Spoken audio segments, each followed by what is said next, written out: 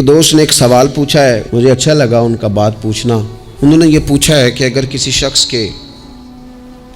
والدین دنیا سے چلے جائیں اور جانے کے بعد اسے احساس ہو کہ مجھ سے بڑی غلطیاں ہو گئیں، اسے احساس ہو کہ بڑی کوتاہیاں ہو گئیں، بڑی جگہوں پہ میں بھول گیا۔ بہت سارے لوگوں کو پچھتاوا ہوتا ہے کہ یار بڑی چیزیں تھیں جو ہم کر سکتے تھے پر ہم سے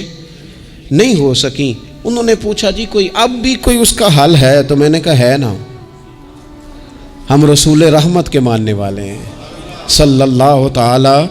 علیہ وسلم۔ نبی پاک صلی اللہ تعالی علیہ وسلم نے ارشاد فرمایا، الترغیب والترہیب میں حدیث موجود ہے، حضرت انس بن مالک رضی اللہ تعالیٰ عنہ حدیث کے راوی ہیں۔ اللہ کے پیارے حبیب علیہ الصلاۃ والسلام نے فرمایا، جس بندے کے والدین یا دونوں میں سے کوئی ایک انتقال کر جائے اور وہ معاذ اللہ ان کا نافرمان ہو،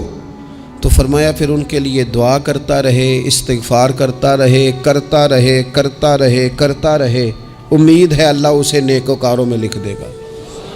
وہ فرما برداروں میں آ جائے گا۔ شرط یہ ہے کہ وہ ان کے لیے استغفار کرے، دعائے مغفرت کرے، اب ان کے لیے وہ اب ہی شروع کر دے ان کو یاد کرنا، اب ہی اس مقام پر آ جائے، ابھی کچھ سوچ لے، تو اللہ تعالیٰ کی بارگاہ سے کرم کی امید ہے کہ اللہ اس نے جو زندگی میں اس سے غلطیاں ہو گئی، رب اس کی ان غلطیوں کو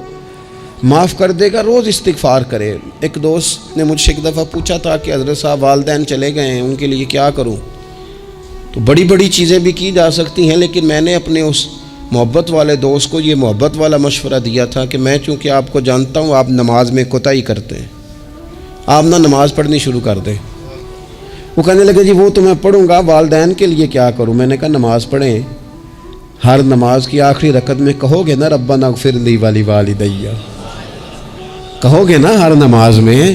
تو کتنا بڑا اجر ملے گا آپ کے والدین کو۔ اور پھر وہ سارا اسلوب کہ پہلے آپ نے قیام کیا، پھر آپ نے رکوع کیا، پھر آپ نے سجدہ کیا، پھر آپ اتحیات میں بیٹھے، پہلے آپ نے اللہ کی بارگاہ کے اندر اس کی عبادت کرنے کا دھم بھرا، پھر اس کی وحدانیت کی شہادت دی، پھر اس کے محبوب پر درود پڑھا، اتنے سارے کام کر کے اب آپ نے آخر میں کہا ربنا اغفر لی ولوالدی، یا اللہ مجھے بخش دے اور میرے والدین کو بخش دے، تو بتائیے اللہ کتنا کرم فرمائے گا۔